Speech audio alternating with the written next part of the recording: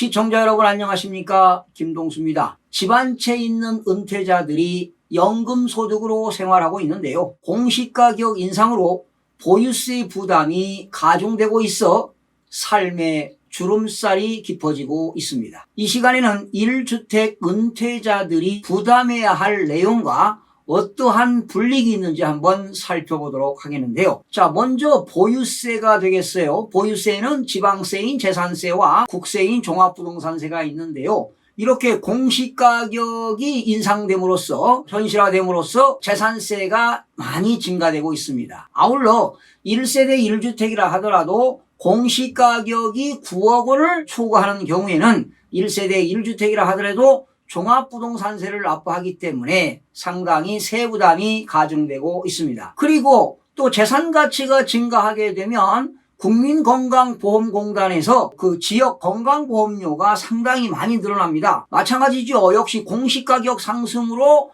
역시 주택가격이 올라가니까 지역 건강보험료도 당연히 상승하게 됩니다. 그리고 또 만약에 1세대 1주택자가 뭐 조그마한 상가라도 하나 있어가지고 1년에 임대소득이 2천만 원 이하라 하더라도 분리과세하기 때문에 임대소득세를 즉 사업소득세를 내야 되는데 그렇게 되면 역시 지역 건강보험료 금액도 커지게 되겠죠. 그러다 보니까 이런 건강보험료도 말이죠. 피부양자 요건이 상당히 건강보험관리공단에서 강화되고 있는 것이 실정입니다. 그리고 1세대 1주택이라 하더라도 팔게 되면 양도소득세를 내잖아요. 그런데 1세대 1주택자가 조정 대상 지역에서 2년 이상 보유하고 2년 이상 거주하고 양도했다면 당연히 양도소득세는 비과세가 됩니다. 그러나 1세대 1주택이라 하더라도 9억 원이 실제 양도가액이 9억 원이 초과하게 되면 그 초과분 양도차익에 대해서 양도소득세를 과세하게 됩니다. 그리고 이제 내년부터 또 개정되는 게 있습니다. 2021년도부터 2년 미만 단기 보유주택 양도소득세가 상향 조정이 되는데요. 내년부터 이제 주택을 1년 미만 보유하고 있다가 양도하게 되면 양도소득세 70%를 적용합니다. 거기에 지방소득세까지 합치면 무려 77%가 되겠고요. 1년 이상 2년 미만 보유하고 양도세는 60%를 적용하게 되는데 자 그렇다면 1세대 1주택자에게 과연 배려하는 게 있느냐? 없습니다. 1세대 1주택자라 하더라도 1년 이내에 양도하게 되면 70% 양도 차익의 70%의 세금을 내게 되는데 무거운 세금 아니겠습니까? 그런데 1세대 1주택이라 하더라도 부득이한 사유에 의해서 1년 이내에 양도하는 경우도 있다는 겁니다. 그렇다면 70% 세금을 내게 되는데 아무래도 이렇게 1세대 1주택일 때 말이죠. 70%를 내지 않고 일부 세금을 좀 감면해주는 제도가 있어야 되지 않겠나 이런 개인적인 생각을 해보는데 과연 여러분들은 어떻게 생각하십니까? 그리고 또 1세대 1주택자들이 말이죠. 퇴직연금을 받는 분들이 있는데 퇴직연금도 사실은 2%대 낮은 수익률을 적용하기 때문에 소득이 적다는 것이지요. 그런 적은 소득 가지고 보유세를 감당하기고 또 건강보험료를 내기는 상당히 버겁다는 것입니다. 그리고 주택연금에도 문제가 있어요. 시가 9억 원 미만인 주택에만 주택연금이 적용되기 때문에 시가 9억 원을 초과하면 받는 혜택이 없다는 것입니다. 그러면 오래전부터 1주택을 가진 자가 집값 상승으로 시가가 9억 원을 초과했다고 주택연금을 받을 수 없게 되는 것도 불합리하다고 보는 것입니다. 정부가 집값을 올려놓고 1주택을 가지고 있는 것도 죄인입니까? 이런 혜택이 없다는 건 문제가 있다는 것입니다. 자, 여러분 공시가격 인상으로 말이죠. 여러분 이달에 재산세 고지서 받으셨죠? 주택분 재산세는 1년에 2번 냅니다. 1기분은 7월 16일부터 7월 30일 그리고 두 번째 내는 것은 2분의 1은 9월 16일부터 9월 30일까지 내는데 아마 이달에 재산세 고지서를 받았을 것입니다. 그래서 이달에 재산세 고지서를 시작으로 건강보험료라든가 종합부동산세 등의 인상이 줄줄이 예고되면서 주택 한 채를 보유한 은퇴자들과 은퇴 예정자들의 주름이 깊어지고 있습니다. 소득은 급감했는데도 세부담은 갈수록 커지고 그렇다고 집을 처분하거나 연금으로 돌리기에도 여의치 않아 이러지도 저러지도 못하는 처지에 몰렸기 때문입니다. 일반적으로요, 서울 지역에서 85제곱미터 이하는 국민주택 아니겠습니까? 이러한 국민주택을 소유하고 있게 되면은 보유세인 재산세와 종합부동산세가 적게는 200만 원에서 많게는 1000만 원까지 부담하는 경우가 많습니다. 그러니 집안채에 있는 사람들이 연금 소득이 적은 사람들은 세금 부담이 커지니까